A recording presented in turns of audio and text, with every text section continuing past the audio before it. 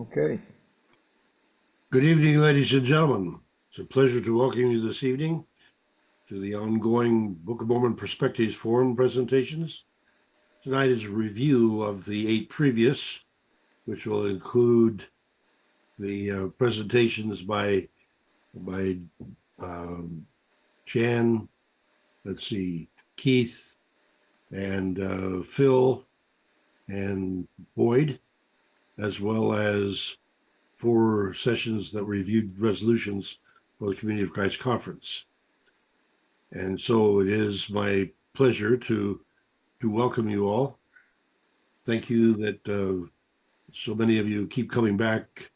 And I do want to begin by calling your attention to the fact that the Lamoni Historical Association is planning a Book of Mormon Bicentennial in Lamoni, Iowa in March of 2030. We'll be having a preliminary discussion about that end of July, but I want the announcement to be out there so that people can be thinking about it, because they only have 5 years to put this together. But to be able to celebrate 200 years of the Book of Mormon, I think, is an extraordinary event. And the fact that Lamoni is a place that has its origins in that book makes it an appropriate place to make that celebration. So we'll be designing a steering committee and inviting people on this forum to play a significant role in the preparation for that event. The picture before you is a picture by Jim Doty, a friend of mine, who took the photograph. I think this must have been during the communion service at the auditorium this year. You can see the 40-some countries of flags represented hanging from the balcony.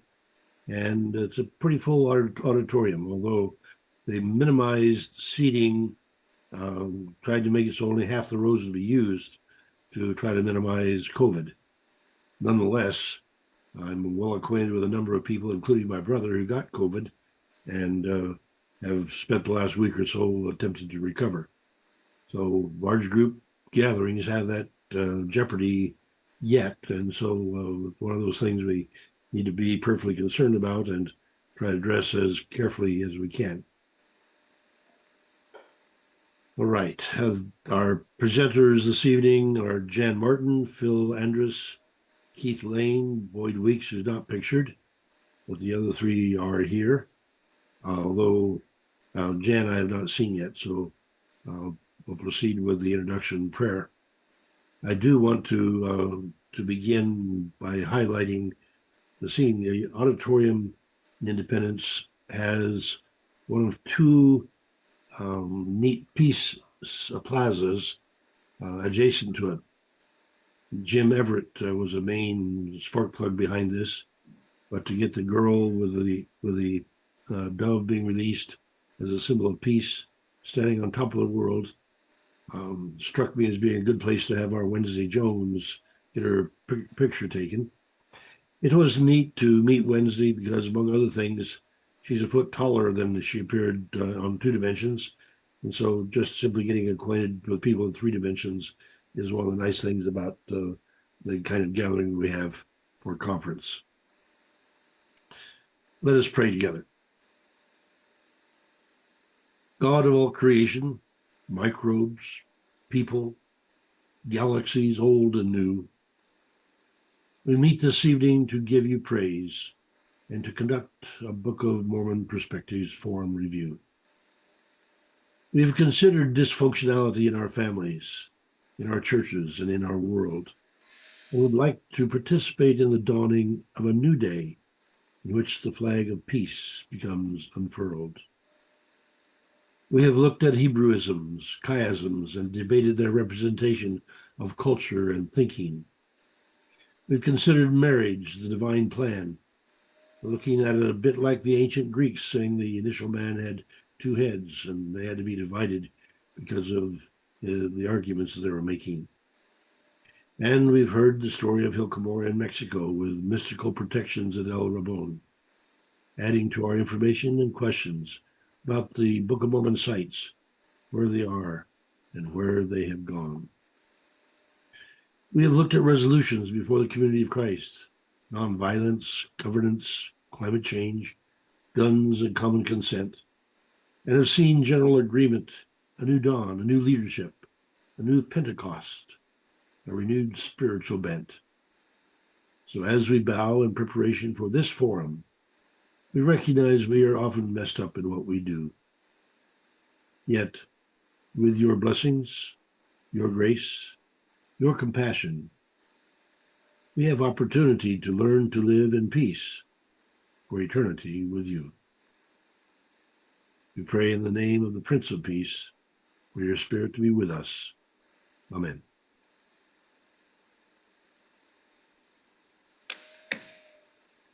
All right, let's go. I don't see Jan. So let me quickly point out that Jan gave us the remarkable presentation on the dysfunctionality of Lehi's family, showing that that there was continual infighting, the disputes between the brothers, and the story that, as we have it, shows that there was a good deal of dysfunctionality in the family. And it's interesting to see then that we have that kind of dysfunctionality in the human family. It shows up in the biblical families as well. And for us to be able to, oh, there, Carol is putting up the drawing of Jan so that we get to get that image as well. Thank you, Carol. The idea that our dysfunctionality is something that we can learn to address, something that she was also urging us toward. The fact that because we have been dysfunctional in the past doesn't necessarily mean we have to continue that way. We can learn. We can move from using our fists to using our words. And we can learn a new language that is a more peaceful one. And so those are elements, but her tracing of the dysfunctionality through the Book of Mormon story was a fascinating presentation, and I'm glad that we've got it on the YouTube form. And so then our second presentation for review will be the one from Phil. I believe that's right. Yeah, Phil Andrus on the Hebrewisms. Phil, take it away. Okay, well, it'll be short. Uh, you know, I've been thinking about this. I wanted to talk about Alma 13, which I did because, when in my own study, I found that remarkable chiasm there. And, other people had also discovered it long before I did. But it spoke to me. And then the very fact that you have chiasmus in the Book of Mormon, and you do have it in other scriptural uh, works as well. But and I think that just adds to the verification of the Book of Mormon. That it was not written, but rather translated. And again, I picked the Alma 13 because it really it stood out to me.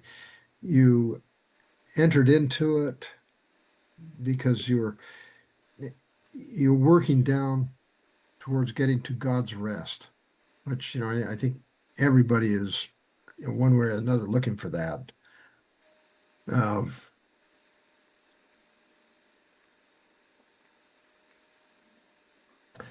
there were there are 4 points that it entered into for chapter 13, where it talked about rest. It gave you an introduction of rest 4 times before the chiasmus began. You got through the chiasmus where it worked down through the steps, and I'll bring it up. Well, no, I won't bring it up because you can't see it. But it worked its way through, and I guess everybody remembers what a chiasmus is, right? It's an inverted parallelism where you work your way into the main point and then you back your way out. And so it was introduced by rest. Up front, Alma told us what his main topic was going to be.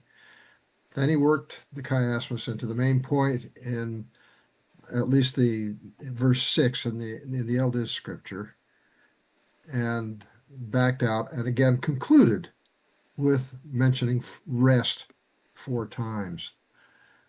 Um, it only Not only was the chiasmus of interest to me, but also the message interested me as well. And that's kind of one thing he was trying to teach the tenets of priesthood authority, and he introduced topics such as a preparatory redemption, and but most importantly, he laid out the path that people have to take if they wish to enter into his rest. And you know, yeah, he talked about the priest being ordained, had the foreknowledge of God, and it was from the foundation of the world, and all through his only begotten Son.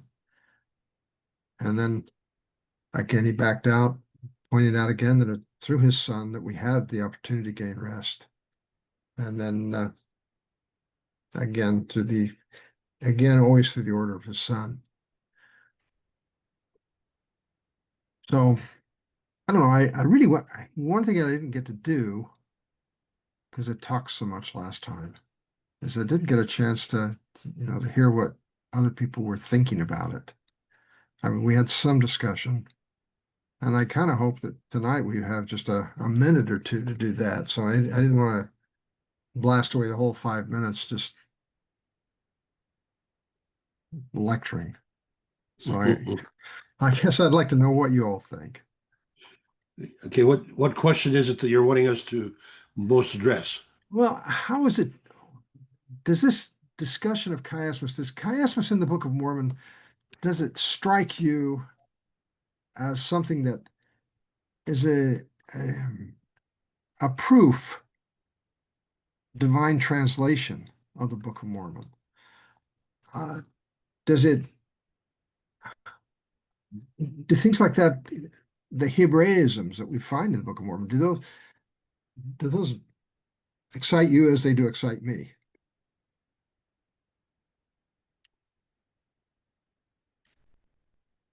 Well, that is a topic that I have on my tentative list for the bicentennial discussions of 2030. So you intrigued me enough to that I think that it is an issue that merits further examination. When I was doing this, I was surprised to find chiasmus in the Quran and some of the other writings. Mhm. And it was also one thing I've noticed about detractors of the Book of Mormon. They like to come up with all these outlandish origins for the Book of Mormon, ancient Indian tales and things, and they just throw away all reason when they try to. I think people are looking for reason not to believe as opposed to a reason to believe, and it's so striking that it's there. And again, the chiasmus, Hebraism, they're so far beyond what Joseph Smith could have known in upper state New York in the early 1800s. I think it So, might be a and little too much to say that it's a proof, but what it is, I think, is a part of a whole rich set of many things, many attributes of the Book of Mormon that make it the wonderful book that it is. So it has all kinds of different dimensions, no one of which uh, is all that it has. It just has, but that's the chiasm is I think a wonderful aspect of the Book of Mormon, but I I don't think you can for most people would say, well, that proves it's historical or something. It's uh, nonetheless it's a beautiful and interesting thing. I agree with you on that. I think the only real proof of the Book of Mormon is when you gain a witness of it after you've read it and you've asked God for that witness. And, the witness of the Holy Spirit is the only real proof you have of anything. Because there's always somebody who's going to tear something you believe in. But if you know through the Spirit, then, let them say what they will. Blair, go ahead. Then Wednesday. Well, chiasmus is something that is near and dear to my heart. But to call it a Hebraism is, I think, a misnomer. It's found in the Hebrew language. There's no doubt about it. But it's also found in the English language. It's found in German. It's found in the Quran. You can find chiasmus as anything that man has written in a coherent way. It is not something that is a skill. It is inherent in the intelligence of organizing written word. And I have found chiasmus in, for example, a book by Albrecht Speer, who was a Nazi industrial genius in the Second World War. And I have a book by him, and I opened it up to a random page where I could see a complete paragraph written about the same subject, and I find chiasmus in it. I can find a chiasmus in anything, but it is a measure of intelligence, and there's no intelligence greater than that of God. And therefore, in anything that's been inspired by God, you're going to find chiasmus. And it is not typical Hebrew. It's in Hebrew, but it is not at all limited to Hebrew. That's my opinion. I agree that it's not limited to Hebrew. That's obvious because, like I said, you saw it in the Quran and other places. Thanks, Blair. Wednesday, did you have something you wanted to add? I mean, I think Brother Blair said it all for me. I was gonna say like it less articulately, but I'm pretty sure I know I've written chiasms before, like as a kid, just because I thought it was a cool way to. I didn't even know what a chiasm was, but I thought, okay, you can work away from like poetry. I thought like, you could lead to it on opposite sides, and it was just a little head idea. And so I think that it's not necessarily proof, but I would agree that I would agree that not to that it is a sign of like intelligent thought, and then God is the ultimate intelligence. I agree with that. Yeah. I think one of the easy things to overlook is the fact that not only is there a chiasmus, and if you put yourself in Joseph Smith's shoes and the age he was when he was writing this and the educational background, not only was he writing the chiasmus, forming chiasmus, but he was having to build the doctrinal message that went into the chiasmus. So that further complicated what was doing. So I just, for me at least, I think it's a stretch to think that Joseph Smith, at that point of his life, was capable of one, doing a detailed chiasms that are throughout the Book of Mormon, but two, building the doctrinal messages around them. An important point on this, I think, is when Jack Welch first identified this, one of the key points was that the pivot point in the middle of the chiasmus is an especially important element if it's done in that Hebrew tradition. And really often you become a better reader of the Book of Mormon if you note the pattern and note what's found at the center of the chiasmus, because it very often is some kind of key theological concept, like grace is found at the middle of one of the most interesting and important ones. So it's like a pivot point of salvation. It's all pivoting on the grace that we get from Christ. So I think it's useful to learn them and spot them, and especially pay attention to what is the theological point that's being made within the poetic form.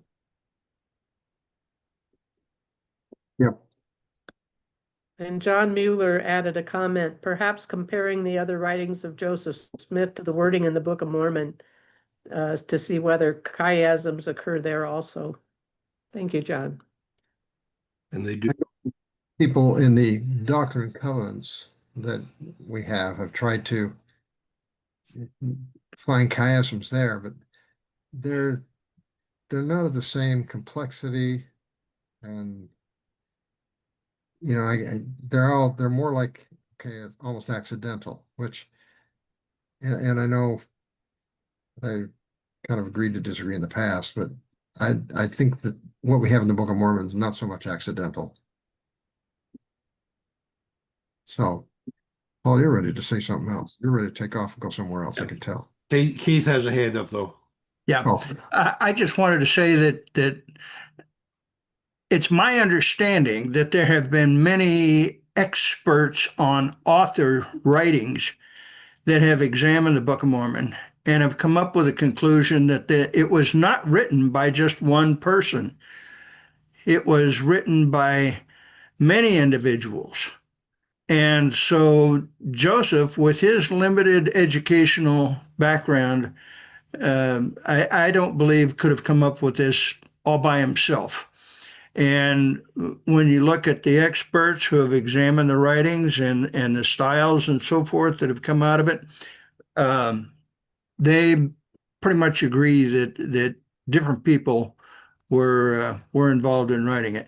Also, to me, the difference between a chiasm and a Hebraism is that chiasms, as you say, Paul, or I'm sorry, I don't even, Phil, Bill. um, they're found throughout almost every language. But a Hebraism, to me, is a way to phrase or certain words that are used repetitively throughout the Hebrew language. And in certain circumstances, those words have various meanings.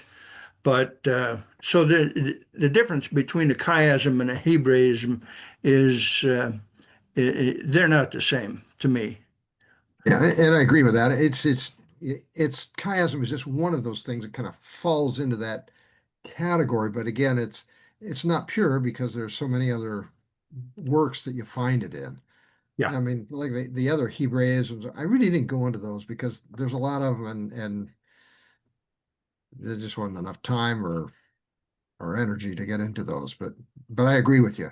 Yeah, absolutely. But I just maybe kind of wrong to label it in that way, but forgive me. Well, we should have time to come back to it. We should be able to come back to it later this evening. I do want to welcome David Brown because you notice he has Palenque over his shoulder, and the idea of him being here to get a preview of the group that he's going to be addressing next week is one of those gratifying things. I do want to go back to the slide share and provide for you a bit of more background about the nature of the conference, and I want to encourage the other people that were involved to jump in and share as they will. The conference was significant in the fact that Stacy Cram was ordained to be the new prophet and president of the church. Her assistants are Janae Grover and Bunda Chibwe. Janae happens to have been the apostle in charge of the mission center where I attend, and so she has well, she is the daughter of Gary Collins, who was a champion wrestler at Graceland when I was still in high school, and so remarkable to see the people in our family that you know becoming apostles. Just I'm very pleased in that regard. And besides, she was the apostle in charge of the mission center that approved the two resolutions on the bicentennial that I wrote that didn't get to come on the floor. And Bunda Chibwe, who is African, um, he would have been in charge of the resolution that I was about to speak upon, but we adjourned instead. The and I certainly want to give other people a chance if you want to make comments about that. The fact that this is the first time we've had a woman, and it's one of the few major denominations of Christianity that has a woman in charge. I do want to make another comment about that later, but the conference had that and a lot more going for it. There was a remarkable musical performance put together by a college professor from Graceland who got a bunch of people together at 3:30 in the afternoon, and at 7 o'clock they were ready to perform numerous pieces. It was a phenomenal presentation. But then one of the more remarkable to me was to participate in the service in which this is the temple, where we had 6 new people ordained to be apostles, and those 6 are Carlos Mejia, Carrie Welch, Joy Williams is the one that's being ordained as you see, Adam Wade, Kat Natation, and Shannon McAdam. And so there are now 5 women and 4 and 7 men on the council. The other 6, Richard James is the president of the council. Arthur Smith and Lach Mackay are a couple of the older members, that is, the longer term serving members. Catherine Mambwe from Africa, and Carlos Enrique Bahia, another Hispanic. So that's 3 Hispanic speaking, including Angela Ramirez de Hernandez here beside him. And so to have 3 Hispanics, 1 African, Richard James is Australian. It's an interesting cross-cultural mix in the Quorum of 12, and I've been very pleased to see that. For me, it was a special pleasure to meet people in many cases that I had seen on 2 dimensions, and I had 2 young ladies from Florida who made a 2-hour phone call to interview me about the resolutions that I had written, and then I got to meet them. Here's a picture of the 2 young ladies that bothered to spend their time that way. And now then, in terms of the resolutions, I do want the other people that were involved to speak here to share. But the theme for the conference, Hope is Here. And we had a sequence which was determined to prioritize before the conference, and that was by some kind of a randomized vote of the people. And so that's why the order is not 1 through 3, it's scrambled.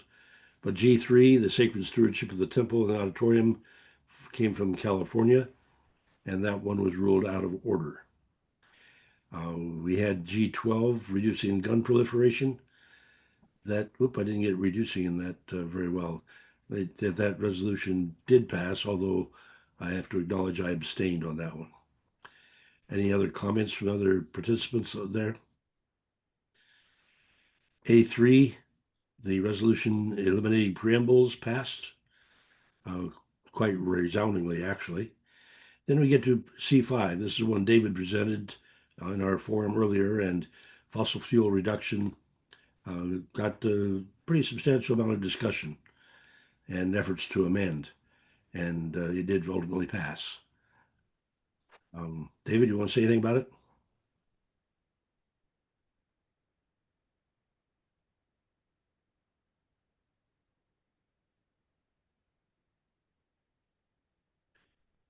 I don't hear him speaking up, so I guess that means no.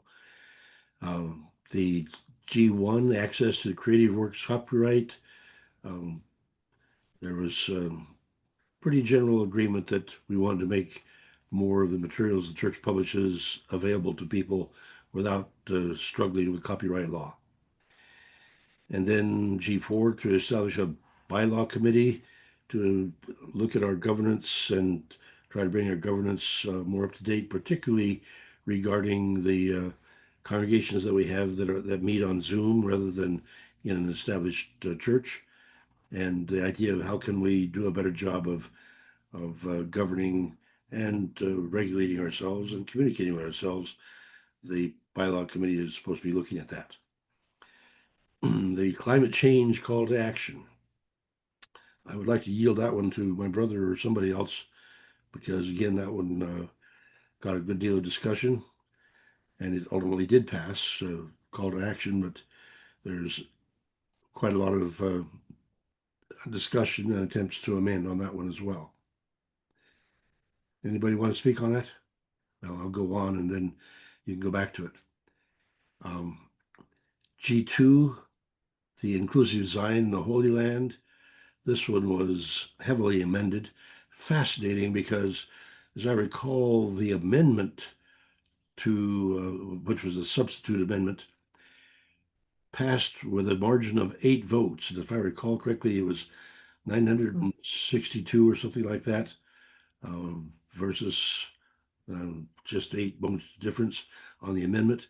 But then the resolution itself, as amended, passed with a large majority, although I voted against it because I found myself singing the hymn, "For everyone born a place at the table," and then here we passed a resolution that said, "Except for the Christian Zionists," and so I didn't want us to take that hymn out of the hymnal, and so I voted against it, but I lost. And then we have G6, the AIP account confiscation. That one, I raised a question about who has fiduciary responsibility in our church, but the First Presidency ruled it out of order and indicated that they would be giving a detailed explanation for why in print later. And the same for the G7, the unilateral authority not given by members. And so this one particularly is challenging the question of to what extent we are democratic and to what extent theocratic. And for that one, well, we were at least given the privilege of discussing these issues. The First Presidency ruled them out of order, and therefore it indicates that we are becoming more theocratic than democratic, I think. G9, the Divine Insights Calling Us, was one that I had written. I would have been the next person to speak, except that we adjourned. And that caused it to be referred to the First Presidency. The Bicentennial Doctrine and Covenants went that same direction. We did get to sustain the leaders on A2, and that passed Friday morning. But interesting that it was one vote to sustain all the leaders. Some years back, some 20 years back or more, we made the ruling that we would no longer sustain them individually or by quorum. And so one vote sustains all of them. So that's sort of, I mean, I guess that means it's a little bit like having a president choose his cabinet and put them all in. And I guess we do the same kind of thing with the church. And then we had the issue of prophetic imagination, which people voted to bring in on Friday afternoon. And so we had a small group discussion on that rather than dealing with any more of the resolutions. All right, let me pause and give the people that have given these presentations a chance to go back and clarify, add to. Wednesday, David, Robert.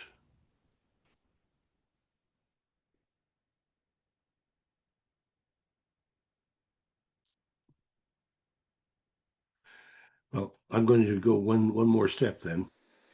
To me, the highlight of the conference to be seen in the lady on the left here. That's Marraige. Marraige served the last 2 years as president of the Quorum of 12. In 2013, when she was ordained as an apostle, she embraced my wife, Rena, and thanked her for being the pathfinder for women to be priests or ministers in Polynesia. And Marraige then was one of those that was ordained shortly thereafter. Marraige was the first woman to be the leader of our church officially.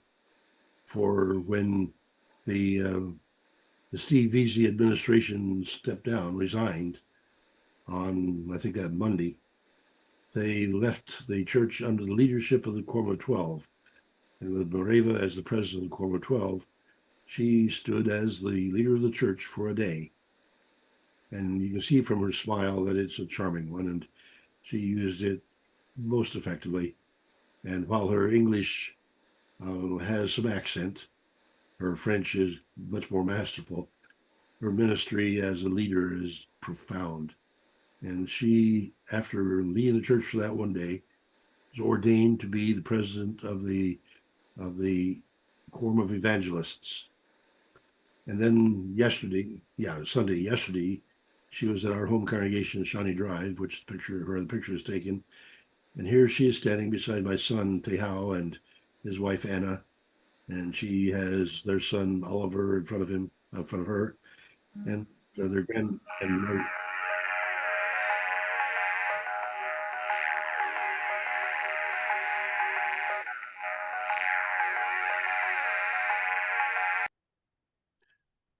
good. I think it got no more drowned out.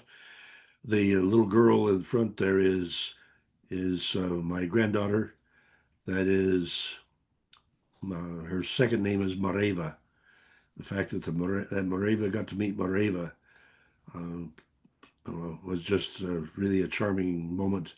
And I do have a good picture of the larger Mareva bending down and greeting the younger Mareva. But the simple fact that here we've got the family involved, and for our family to be involved with people who are leading the church is a most gratifying sense.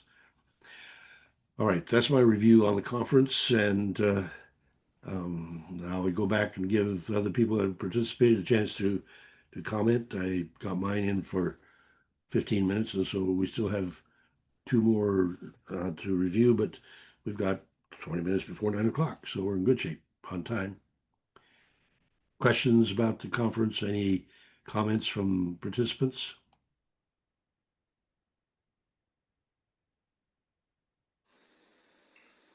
Well, Paul, I did prepare well, I thought I was ready to share now. No, okay, because you're sharing, I was going to share. Here, let me get out. There we go. Okay, let me do this. I think it's particularly interesting to look at what happened with resolution G3. Let's see, you are hearing me, right? Yeah, okay. Yeah. There was a prepared document that Stacy read with respect to G3, indicating the rationale for calling it out of order. And it begins here, and by the way, I could easily add this when I send out the recording link if anybody would be interested. But basically, this first section is saying that no main motion is in order that conflicts with the corporate charter, constitution, or bylaws. And I would add to that built into that is in the interpretation of the first presidency, because as we go through this, I see room for different interpretations. So let's follow this along. And it indicates that the bylaws identify the presiding bishop as the chief financial officer and trustee of the church responsible for the administration of the temporal affairs of the whole church. And that's fine and good to lay out the responsibilities of different people, but there's always a hierarchy, and if I'm responsible for doing something, it doesn't mean that I can't be supervised by a higher level, but that of course is not here with respect to the president of the church. So this statement that was read goes on and ends up citing 3 resolutions and the Doctrine and Covenants without a specific section. You know, I wish there had been some reference to doing things by common consent, but that didn't play in here at all. Then the president attempted to do some consoling of the people and talking about the fact that this resolution, which wanted to protect the temple and the auditorium from a potential sale, that they were in sympathy with that, but then it proceeded to do a caveat about that and say provided that two things happen. The first is that the financial support of the church remains sufficient for these two buildings' operation and maintenance. The second is that the facilities continue to serve as productive tools of mission. And at that point, the president turned over to the presiding bishop to give an explanation about the financial future and what kinds of issues were going to be coming up as we get 5 years further down the road. Yeah, basically saying that unless new sources of income become available, that there will have to be some kinds of cuts, either buildings or people, 5 years down the road. And so a lot of talk about, how they had determined that it is a 5-year kind of thing before those things happen. So I thought perhaps that might be interesting for people to understand the reasoning behind being called out of order. And I went into the conference thinking that the conference was the ultimate democratic determiner of major changes in the church. Actually, I read that in the 1930 conference brochure, which I ended up with a copy from my mother, and I thought that the World Conference would be the supreme body about making major decisions. I now know better, so the issue is resolved. Back to you, Paul. It was interesting, I think, that the presiding bishop fundamentally was encouraging someone to become a co-owner to the auditorium to give it additional functions and income. And clearly they're looking for financial support from any direction they can get it. I found myself distressed, I think, as I've hinted as well, that I think that the move, and it's largely urged on the basis of our previous experience with finances, has been toward more theocracy and less democracy. However, at the same time, the spirit of the conference, as I read it, was very uplifting. The fact that we have 6 new people in the Quorum of 12 who are young. Kat Natation, for example, has served as pastor at my congregation at Shawnee Drive for 10 years, and she volunteered as the mission center pastor for 10 years, and now here she is as well. And we hired her directly out of college to be our pastor. So here she is after. Well, she can't be more than about 40. She has 2 young boys that are ice skaters and remarkable hockey players. But yeah, we're talking here about young people in the apostolic quorum that breathe a new breath, and the sense of a renewal of well, we were talking about chiasms earlier. You may have noticed that many of my poems are sandwiches. I've always called them sandwiches because they'll begin with something that rhymes with what we end with. and then I try to get some substance in the middle. The idea that that might also be chiasmic is an intriguing commentary as I hear you discuss it, because I certainly never intended to write chiasms. I was simply making poetic sandwiches. But they might actually fit. Again, with the range of variation that we have, the range of options that we have, the exciting prospects we have for developing new stewardships.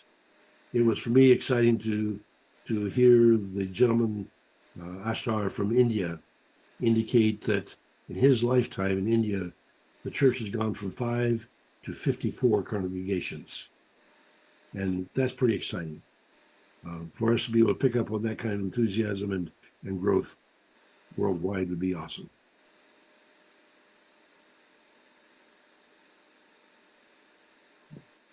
Okay, well, let's see. The next person on the list, I believe, is I think it's Boyd. Yeah, Boyd Weeks and then Keith. Boyd, you have some review comments for us, please? Yeah, I got a little review. I'm going to throw up a slide share here, if I can figure out how to do it. I go through this every time.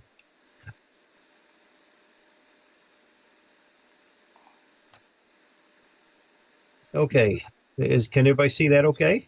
Yes. All right, hopefully I got the right one here. All right, the question that I had presented was, is there marriage in heaven?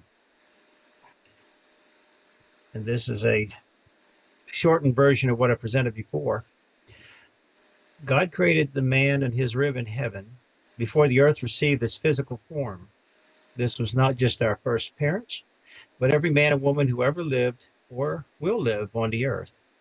He joined our first parents in the perfection of Eden, and he said it is not good for man to be alone. He called them and all others that he joined together one flesh. This and all the other one fleshes are the very objects of God's creation. We say all one fleshes. We're talking about all married couples. Our first parents continue to be one flesh in the temporal world. Jesus said, "What therefore God hath joined together, let no man put asunder." This statement referenced all marriages and not just our first parents. In the Lord's Prayer, we're to ask our Father in heaven that thy will be done as it is done on heaven. And it was in heaven where all one fleshes were created, and they continue on this earth. Of a certainty, one fleshes that were created in heaven must return to heaven. And so why would anybody assume that there are no marriages in heaven when we leave this life? Each and every one of us was also created in heaven before we were made a living soul in the flesh. Each spirit was designed by God to be joined with a specific individual that he had in mind while we walked in the flesh. God has always wanted us to find our rib or rib cage, and he will help us he will help us find them if we but ask him. Therefore, should we not be counseling our children that the Lord created one special person for them to become one flesh with when the time is right, and that they should keep themselves pure and prepare carefully for that day? Should we not also be teaching them that they should pray continuously for their future spouse's welfare, and to bring them together when he is ready, and to help them know for sure that they are the one that he intended for them to be with?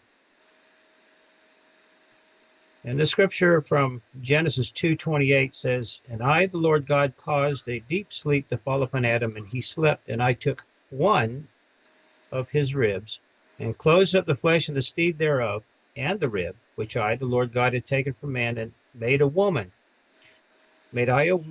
and brought her unto the man."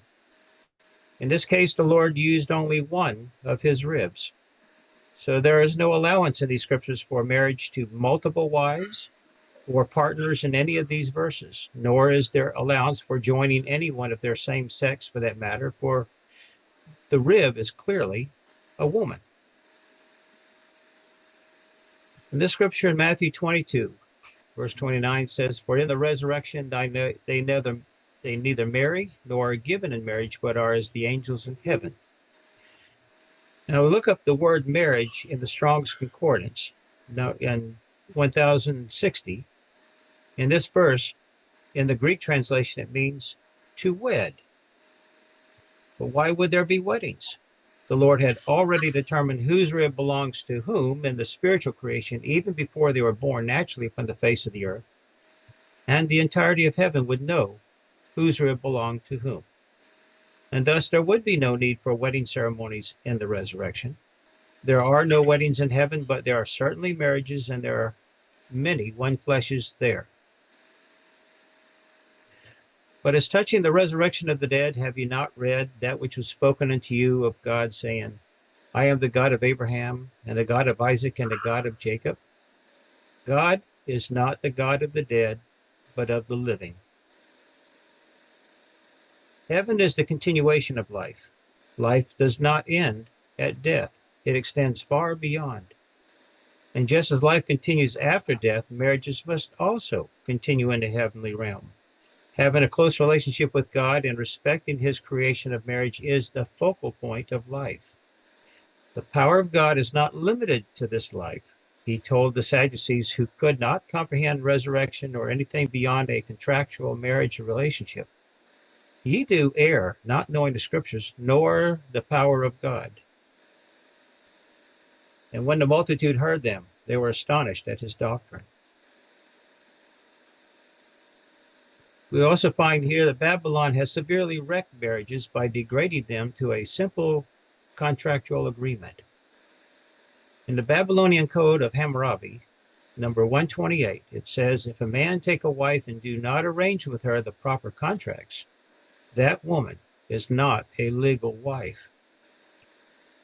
This provision in the Babylonian Code of Hammurabi, which was written in 1792 BC to 1750 BC, made marriages an institution of the state.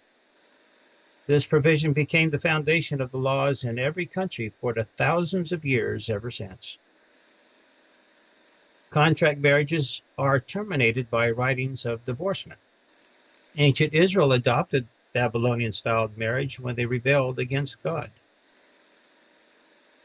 Here in Matthew 19 it says, they say unto him, why did Moses then command to give a writing of divorcement and to put her away?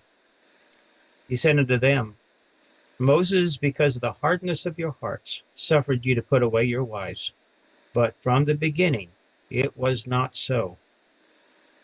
And I say unto you, whosoever shall put away his wife except for fornication, and shall marry another, committeth adultery. And whoso marrieth her that is put away doth commit adultery. We also see in 3 Nephi chapter 5, it says in it, it hath been written that whosoever shall put away his wife, let him give her a writing of divorcement.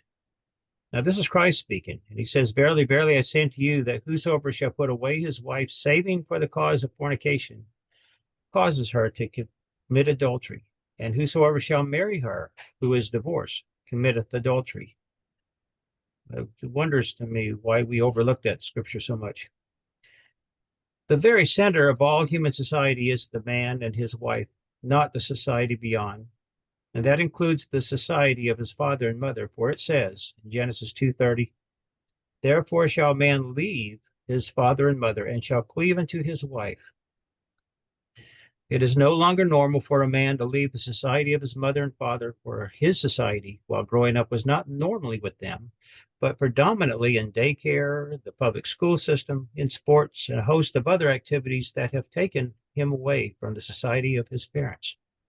Today, that society is especially centered on cell phones and computer games. All combined, the parents' influence has been greatly diminished. Nor does a man tend to cleave unto his wife. In our day, the Babylonian world we live in has created a culture where a man is no longer focused on taking care of his wife's needs throughout each and every day as his top priority. He only assumes he is doing so when he is bringing home a paycheck. as he spends the bulk of his waking hours pursuing a career or engaged in political, religious, and societal duties, hobbies, and a host of other distractions.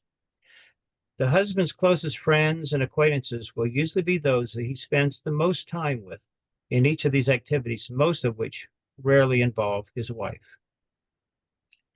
The man's wife is also likely to be engaged in a career and in many societal circles of her own, leaving most of the care of her children in the hands of others, if she has any at all. It is common for her to only see her husband in passing, such as through the door, when one's going to work and the one's coming home.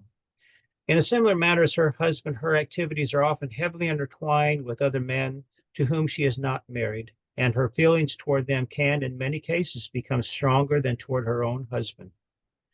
In a world like this, is it little wonder that cheating on one's spouse is such a common occurrence? What is the divorce rate telling us these days? These are the fruits of the system of contractual marriage that Babylon created. Babylon and its contractual marriages have gone a long way toward choking out the pure culture the Lord established from the very beginning, wherein the man and his wife would likely have been by each other's side in most of their daily activities as they worked and played together, cared for and nurtured their family, and enjoyed each other's company with little need nor desire to be separated very often, especially when compared to today's standards. Without the obligations of the Babylonian monetary, governmental, and societal systems, nearly everything needed for a couple and their family could be provided within eyesight of their home. Children tend to be close to their parents, ever learning from them, and their fathers would likely have been eating with them and their mothers at every meal. So therefore, what therefore God hath joined together, let no man put asunder. That's it.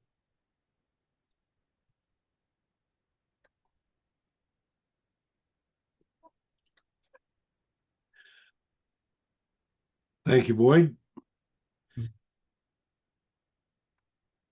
I think we'll go ahead and call on our last presentation. That would be from Keith.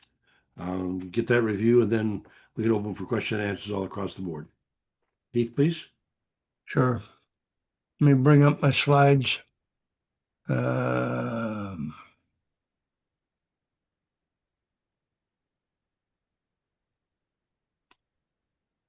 Let me just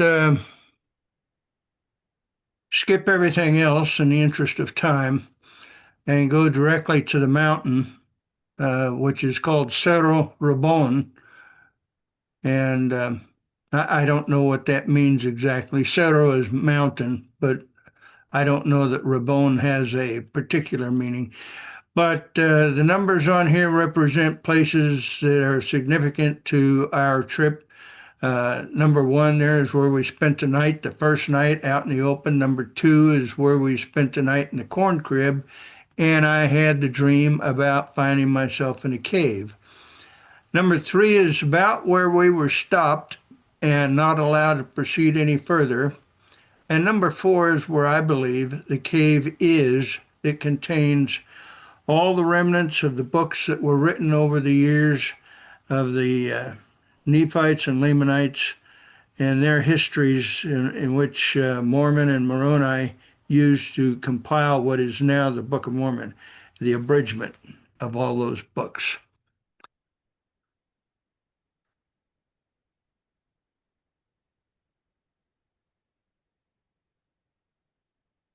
Let me go on here. This is, sorry, my drawing is terrible, but this is basically what the cave was like, with the shelves about 4 foot high and 4 foot wide on each side of the cave, and this little button down here that goes to the armor plating, and torches lit up all along the cave. And there must have been some kind of entrance back here where the keepers of the books could come in every 3 or 4 years to tend them and to make sure everything was still in place. If you turn around and look the other way, which would be towards the cliff face, we would see a walled up entrance, walled up with stone and mortar so that it was actually closed off from the outside. And so the button that I mentioned is kind of shaped like this, except that it was made out of stone and it was step-sided like a pyramid. And it wasn't hollow like these are on the bottom around in here, but it was solid with this little loop protruding out from the bottom of the button. And I was made to know during my dream that this was a button that was used for armor plating, torso protectors. Romans used metal. Hebrews used leather a lot, and this red circle represents the area where this button that I found would be used. And so from there we went to Mexico City and Oaxaca and Mitla.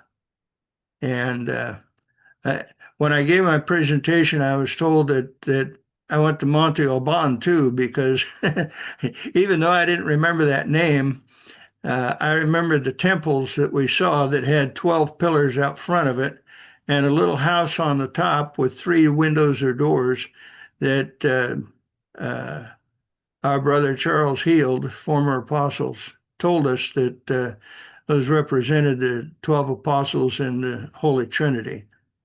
And so this pretty well concluded the actual trip to the mountain and the cave. But that dream, by the way, the button that I found was the next morning when I woke up and we climbed out of the corn crib where we slept for the night. I stepped on it. I hadn't put my shoes on yet, so I stepped on it, and it hurt significantly. And I picked it up, and it was the same button that I had seen in my dream. So that just it verified to me the place where we were was accurate and the real deal as far as where we should have been to find those plates. But it wasn't time for them to be found yet. And I know apostles are supposed to be these holy people that never make a sinful statement or act, but I did learn that at least Charles was human. I mean, he made a mistake. He got mad at an individual and called into question his parental ancestry. So, and then we visited Teotihuacan. We visited Mitla, where I bought a pot, and I think there's that pot on the lower right, and I still have that. It's in my display case in the living room now. And this is Monterrey, where we stopped on the way out of Mexico and drove up through Laredo and then through San Antonio and on home on I-35. So that's a quick down and dirty. And if anybody has questions, I'll be glad to entertain them. Okay, good. Thank you. Let's open the floor for questions for any of the presenters in review then. Keith, who stopped you from going into the temple or near the temple? The Indians Okay. that were there. The legend has it that there are 3 white men who come every 3 or 4 years to tend a treasure up on that mountain. And one of the stories that we heard was a rainy night where I forget whether it was Neil Steedy or Neil Simmons or who it was, but they were trying to climb the mountain, and they were stormed by what seemed like a whole tribe of Indians. But there was a white man with a beard that came up to the leader of the group and said, "Now is not the time for these to be found." And so the search was called off at that point, and they were gone. And so I think that there are a certain group of Indians up there who are appointed to watch over that and make sure that nobody gets in there that's not supposed to. Thank you.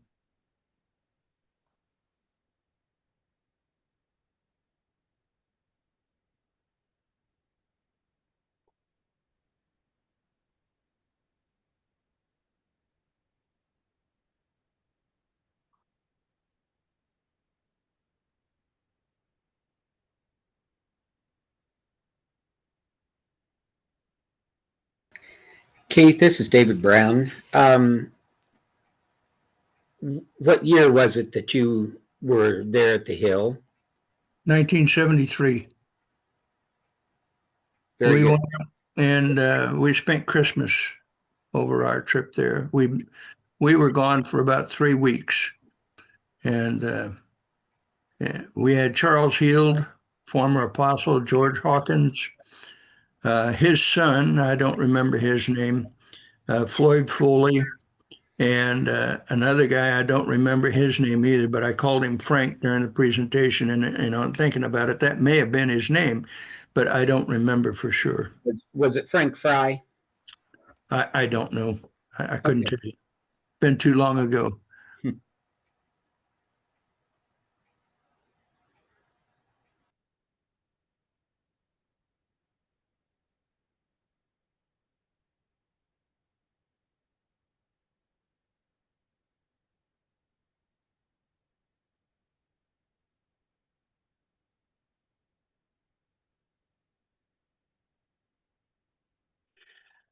Boyd, I'd like to go back to your marriage comment because as you may have noticed in my prayer, I noted the ancient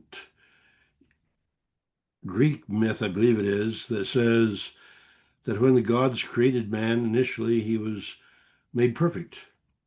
He was made with 2 heads, 4 arms, 4 legs. He could run and never get tired. He was able to think and dichotomize things extremely well. And so he was very much like the gods. But then the 2 heads began to dispute with each other, and so the gods end up dividing the 2 heads and separating the 4 arms down to two and the 4 legs down to two. And so we have ever since been searching for our other half. That commentary strikes me as being an interesting cultural uh, comparable in some respects, and I wanted to comment about it to give you the chance to respond.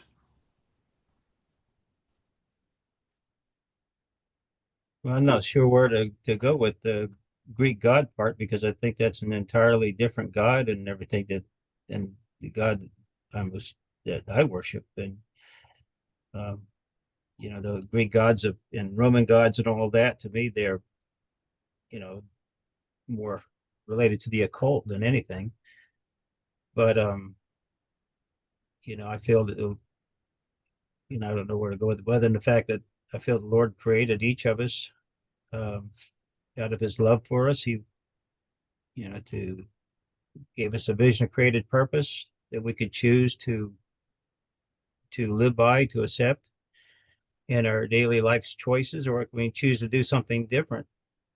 But it was His gift to us, and it's up to us whether we accept that gift or not. He defined a certain person that we're supposed to be with. If we choose to go with somebody else, that's up to us. But you know, uh, in the beginning, he had a perfect vision of who we were supposed to be and who we were supposed to be with, and it's not like we can't get along with some other people, but it's not according to the vision he had. Um, I feel that he did create us perfect in the beginning, and we're in a world that where there's a lot of corruption, and we all have inherited a lot of corruption, and we have a lot of sin. And to me, sin is defined as anything that we do that is different from the way the Lord envisioned us to be. And so we can choose to repent from it or not. So it's the choice He gave us. I don't know how else to answer it. I think that story gives us a good indication of what happens when we do not follow God's will for us. Because, I mean, if you look at the divorce rate today compared to what it was, say, 100 years ago, we find that, well, I give you, for example, in my police academy class, when I went through with Kansas City, Kansas, they told us that out of 26 of us, um, there would be 24 divorces and one death. So at the end of that year, there were 24 divorces and one death. And my wife and I were the only ones that were still married. But when we do not follow God's plan for us, then we start arguing amongst ourselves. We start fighting amongst ourselves. We start desiring things that are not good for us. And so that leads to disagreements on a I don't know what you'd call it, a catastrophic scale, I guess.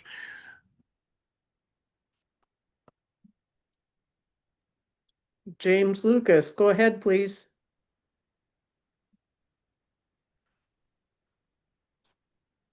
Okay. All right. So I have questions for three of you. So we'll just kind of go along. So if you bear with me.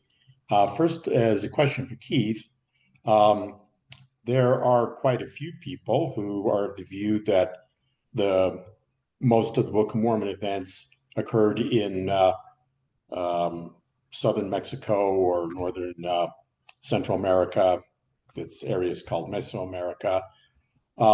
Do you know if there are others amongst these folks who believe in a Mesoamerican setting for the Book of Mormon who agree with you that that particular mountain is the Hill Cumorah?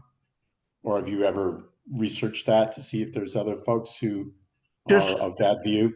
Yeah, just the stories that we had heard from people like Neil Steedy and some of the others that had gone down there before us to explore, the same as our purpose was to see if we could get up there and find those plates. But I have since heard of groups who claim to have gone in there and read the plates and translated them. I don't believe it, but there are those kinds of stories. I believe that, like most of our church and the Mormon church, that when Joseph Jr. was done translating the book, that the angel came and took them back, and they no longer exist on the earth at this point, but will be returned one day when when all these other books are unearthed and brought to the light of the world so that they can be translated and compared to the Book of Mormon to see how accurate it is in its translation. Okay. So but this particular group of people that you're referring to who believe that this mountain is the Hill Cumorah, you haven't communicated with or shared your views with other people who advocate a Mesoamerican setting for the Book of Mormon. Because I Well, know a lot of those people have other candidates for the location of the Hill Cumorah, yeah, not yeah, this mountain. yeah. Now, we got to remember that when the Nephites were destroyed, only one survived, and he traveled many, many days, many years, and ended up in what we now know as roughly Palmyra, New York. And he called that hill where he made the stone box and put the plates in, along with Sword of Laban and several other documents or artifacts that he had, the Urim and Thummim. And so, yeah, that he called the hill Cumorah as well. But we have to remember that, over the years, things change. Like the 1929 Ford Model T is not the same Ford Mustang that we find today. It's got the same name, but it's a totally different vehicle.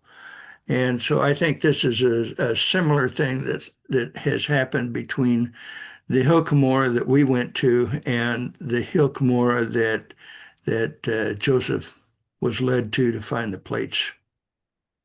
Near his house, yeah. Okay, thank you. My next question is for Paul, actually, although this could be for the whole group. Now, I've often, I've had a lot of curiosity about the history of what was the reorganized church, and have, read some histories and studied some things about it. But I am by no means expert. I'm not even expert. I'm not even anywhere close to being very knowledgeable about it. So if this is like a really dumb or question, please just say so. But my recollection is that during the 1920s or 1930s, there was some controversy in what was then the reorganized church, when Frederick Madison Smith was the president, over something called the Central Directional Control or Supreme Directional Control or something like that, where there was a movement that felt that Frederick Madison was being a little bit too strong-armed in his leadership style, and there was resistance and some degree of schism, actually, as some people left the church because they felt Frederick Madison was just a little bit too strong in his leadership style. Now, am I remembering that correctly? And do you see that? And if I am remembering it even slightly accurately, do you see any connection between that and this tendency you're talking about now, where your current church leadership is trying to kind of exercise a little bit more managerial control over a lot of issues in the church? Yes, and clearly I want to honor your question as being quite astute, not at all one to be apologized for. It is, in fact, I see it as a very close parallel. Excuse me, because I happen to be the site director at the Joseph Smith III home, which is where Fred M. grew up. We had four of our prophets that lived in that house. And Fred M. was the one that got his PhD studying sociology. And he was particularly interested in the experience that people have of ecstasy.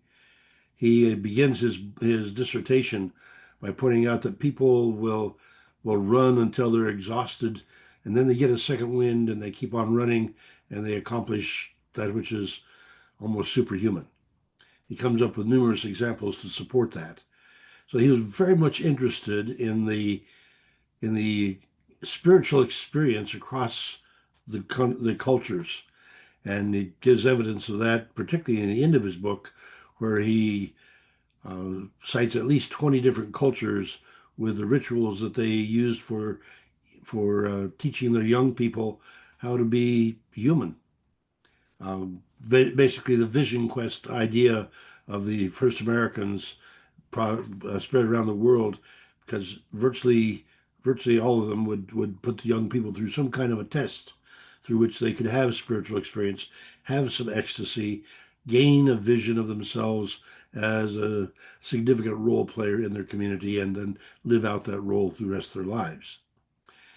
Because he was so profoundly involved in that kind of thinking, then I think that stimulated his interest in community experiments, Zionic experiments.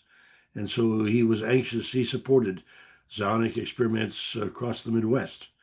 And Atherton Bottoms had one in the Ozarks. quite a number of them actually were implemented by people trying various themes along the line of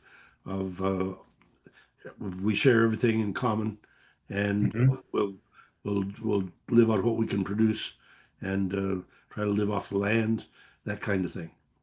And so, in the process, though, of that controversy, and you're right, it was called the Supreme Directional Control, because he was more educated than most of his followers, and because he, I think, saw the benefits of the educated leading. He pushed for the more educated people to be leading the church. And at one point, he offered to resign in order to be able to get his way, and people capitulated and kept him in.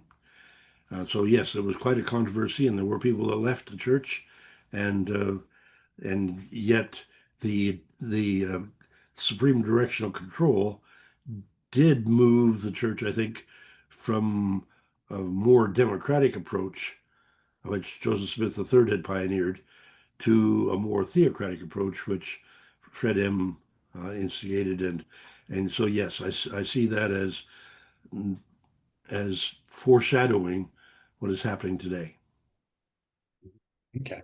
Well, so someday there will be somebody who'll write a dissertation or a book, maybe after you see how the current events play out, because it seems like very much a process in motion. Oh, absolutely. I think you're right. It'd be an excellent dissertation, something that if we have a young person interested, let's get Wednesday Jones or someone like that. She's already dug into Fred M quite a bit, and I see her grinning there, so she probably has something to say. Okay. Okay. So anyway, my last comment I hope is a quick one, and that's for Boyd. Um, Boyd, would you say that ideally everybody has their one match in the world? Are you saying that out of 8 billion people, everybody who wants to get married needs to go find that 1 in 8 billion people uh, who is their one and only? Is that the what you're advocating, including situations like, just to, I'll not embarrass Paul, but I mean, I think he would. He seemed to have a very happy match, but his wife had to come, 10,000 miles under unusual circumstances to find him. So anyway, is that what you're advocating here? Is the idea that there is only one person in the 8 billion people on Earth for each person? It's Yes, only 4 billion, James. Excuse me? 4 billion because Oh, right, half are men and the half are gender women. split there. You're quite correct. Thank you that's correct. good point, Paul. Yes, I do believe that, and I believe that if we ask the Lord, and that He will lead us to that one person that He intends for us to be with. I had that happen to me. I married a girl from South Korea. All right, I remember. Yes, now. Yeah, so I mean, I told the Lord that I was too ignorant to choose my wife, and I relied on the Lord, and I went through some very interesting circumstances where, I guess the Lord jumped through some hoops to get my future wife to me. So yes, I do believe that. And I think that in many cases, people are married to the wrong one because they don't even think to ask the Lord, or they to begin with, they just follow whatever other reasoning in their minds, and oftentimes they're connected with the wrong person, and it turns out to be failure. I mean, sometimes you can get along with somebody and everything seems to be fine, but ultimately there is one. That's what I feel. Okay, thank you. That was my question. It was just to clarify what your view was there. Thank you for your question, James. Paul, do you think have you thought about the trade-offs between or what the theory of revelation is between a centralized, what you called a theocratic leadership, and a decentralized democratic leadership. And I think this is actually a really interesting sort of dividing line between some of the different traditions within the Restoration, like the LDS Brighamite tradition is pretty centralized in its leadership. You all have been at times, now perhaps or not, but what are the trade-offs in terms of effectiveness of the organization as you either become more or less theocratic or democratic? Have y'all reflected on that? That's a very interesting question, and I would be happy to share a chance to respond to other people that may have interesting insights. The call to be a prophetic people, I believe, is a call toward greater democracy. And the question of how do we become a prophetic people, and how does that relate to the idea of having one prophet, seer, revelator? Those are questions that are tugging and pulling against each other. But it's interesting. I think if you look at the Monongahela group, my understanding is that they have significantly more of the prophetic expressions, the gifts of the Spirit expressed, and very much more like the evangelicals than the other parts of the Restoration. And probably the reorganized church tradition had more of those than the Community of Christ does, I believe. And yet, even though I was spoken to when I was a kid several times by various ministers under the influence of the Spirit and given direction in my life. And I have treasured those. As a matter of fact, I feel like my life has been guided to a significant extent because of it. We don't necessarily allow for that very much anymore, because it's one of those areas where abuse, misconstruction, misconstruing, misinterpretation, all can happen.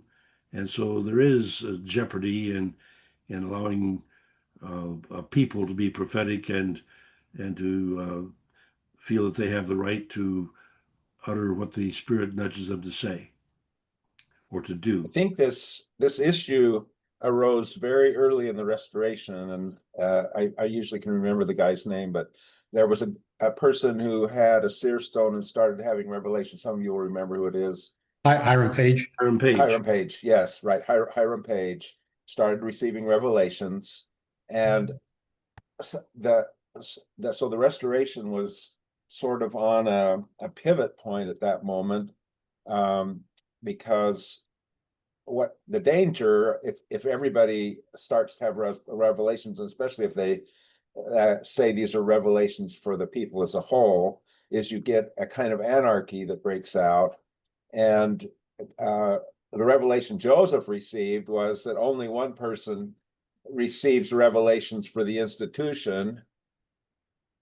At least that's my understanding of what happened, but that people could receive revelations within their sphere and should seek and receive them.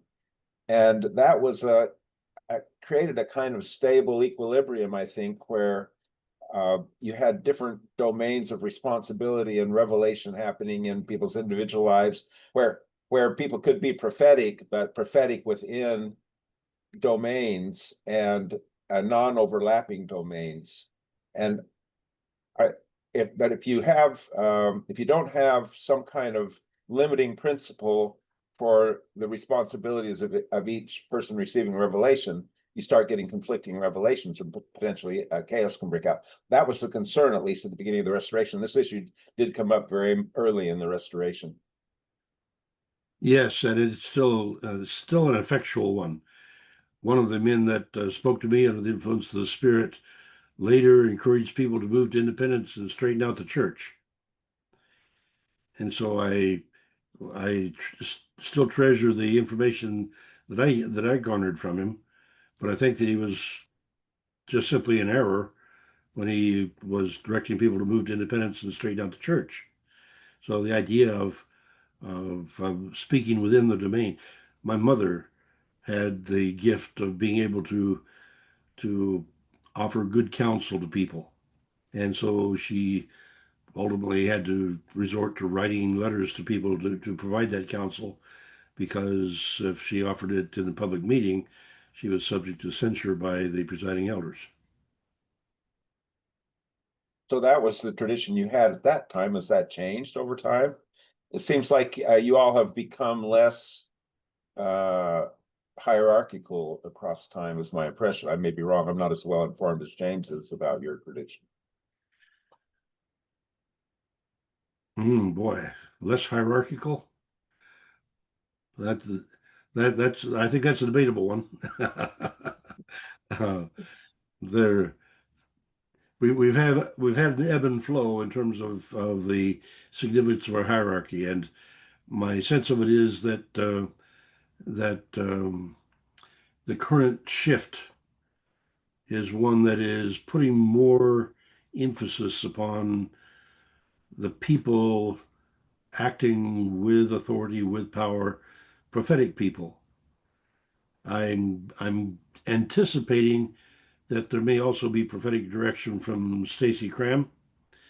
On the other hand, I won't be disappointed or surprised if she defers to letting the people give expression to themselves. So here I am proposing that we should have the bicentennial celebration of the Book of Mormon at Lamoni. Is that a bit of a prophetic action 5 years in advance, or is it a pathetic effort on my part to try to get a celebration that will give my community more significance? Well, it seems like the conference becomes the voice of revelation in some sense, if I'm understanding your practice. So, Yeah. because you all had those resolutions. So there you had things coming up from the people, but then the conference was disciplining the votes and the agreement of the conference. That becomes the voice of the prophetic voice of the people, so to speak. But you do have a prophet who also, I guess, could give revelation and sort of be in dialogue with that other voice. It's not clear to me, but it's sort of an interesting phenomenon. The resolution that I proposed to compile and consolidate God's messages to the modern world, I perceived as a stretch beyond what we commonly have understood and embraced as scripture, and therefore a bit of a challenge because, yeah, we all pretty well accept the Bible, Book of Mormon, Doctrine and Covenants, and maybe even the hymnal as largely our fundamental scripture, but to sort down to what God is really saying to people of the modern world and looking at it cross-culturally is it's beyond the normal framework for our denomination. But that's been referred now to the First Presidency, and since Janae was in charge of the conference that approved that resolution, she's now in the First Presidency. I'm in hopes that it will get at least a good hearing, and I have submitted the names of the 6 volunteers that I had who wanted to participate in that consolidation and abridgment. So we'll see what happens. I'm inclined to think that they will proceed with the Bicentennial Doctrine and Covenants, because I think that they've already moved on that relative to Section 116, 115, and they've straightened that one out. So it was basically asking to do the same for a bunch of others that are historically questionable. So yes, I think both forces are there, Val, and to me it's an exciting day to be a witness and participant in, because I believe that the church has a new destiny. It's there's a new vision for who and whose we are. And as on Monday I wore my shirt that speaks of the new dawning, because I felt I felt that that was expressive of the conference that I was in. It was a new dawning for us to recognize that the way we've done things in the past is not necessarily going to hold together. We are going to open a new day with a bunch of young people, new people, and motivate ourselves toward fulfilling the divine purposes that we have. And that fundamentally is a purpose of following the guidance of the Prince of Peace.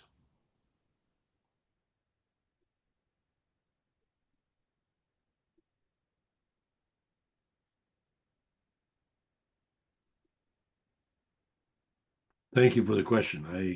I think you're right. There's an interesting tug and pull going on here, which perhaps can be seen by Carol's ears that she has two beautiful horses tugging and pulling there.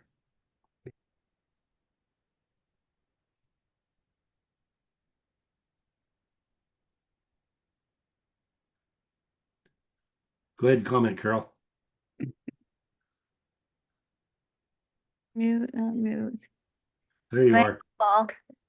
Paul. These horses worked in Nauvoo when I was down there, and they pulled the wagons with the people riding around in them. I thought they were beautiful.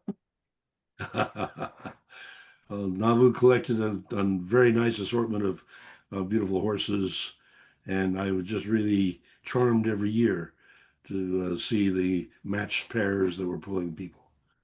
Yes, very nice. Thank you. It was a fun ride too. Mm-hmm. One hopes that that picture then can be emblematic of us as followers of Christ, that we can find that way. That's the challenge, that the horses have got to be pulling in the same direction. If they are pulling in opposite directions, you get nowhere. There's a lot of wasted effort. So how do we coordinate, if we're all horses of the Lord, how do we coordinate to all be pulling in the same direction? That's the sort of sociological problem we were just talking about. John Heron, the executive director of Outreach International, in our Zoomathon fundraiser a couple of years ago, noted that one good plow horse can be expected to pull about 4,000 pounds. Two good plow horses that are accustomed to working together are trained and habituated so that they can pull together in harmony, can pull 16,000 pounds. That difference in having a team that can work together effectively is a multiplier effect.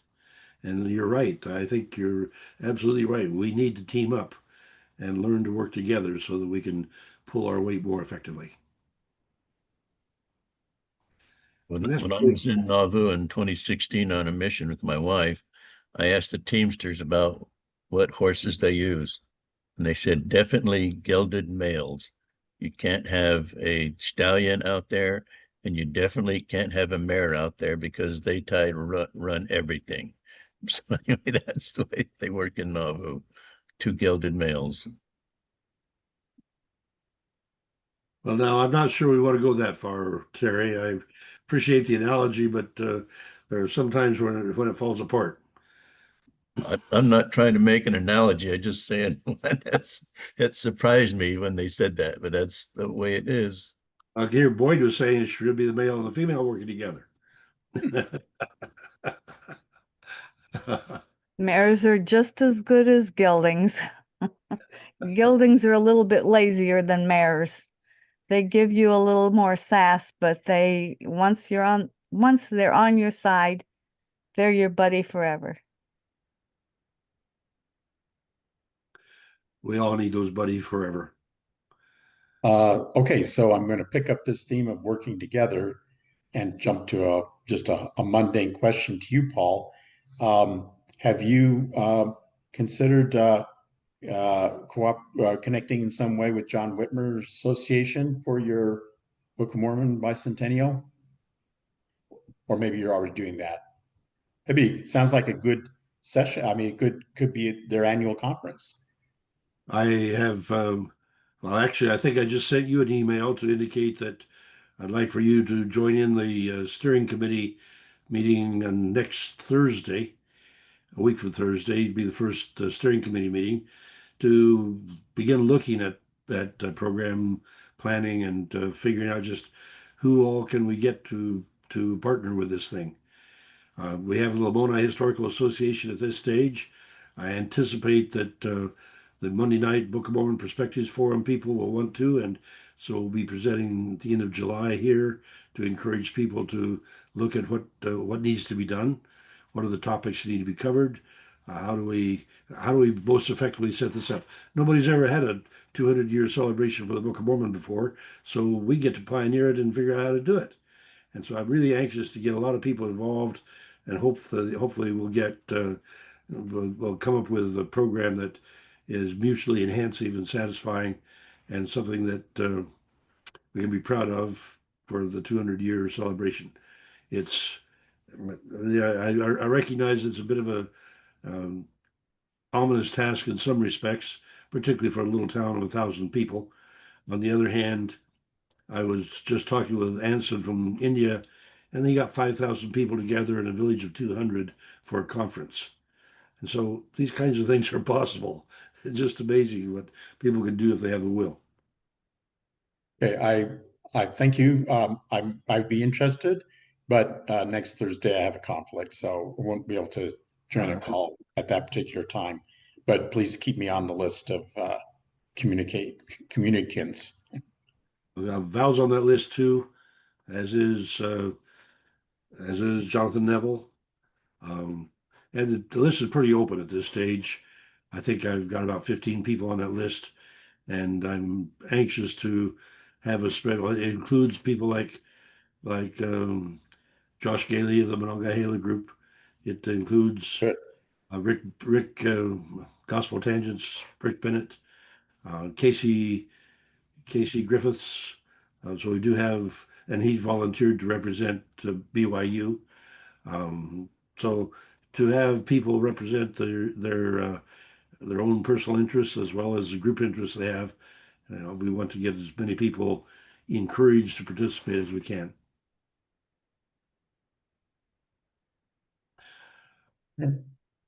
All right. Ladies and gentlemen, we're almost a quarter to 10, and this is one of those nights where I need to get some sleep so I can make it to Iowa for 10 o'clock in the morning. And so I think I should probably sing us off. Unless there's any other question or comment. The Lord is blessing me right now, right now. I feel his presence here right now in my soul. I may not be able to see what the Lord is doing for me, but I know he's blessing me right now, right now. I thank you all for being part of that blessing. Good night.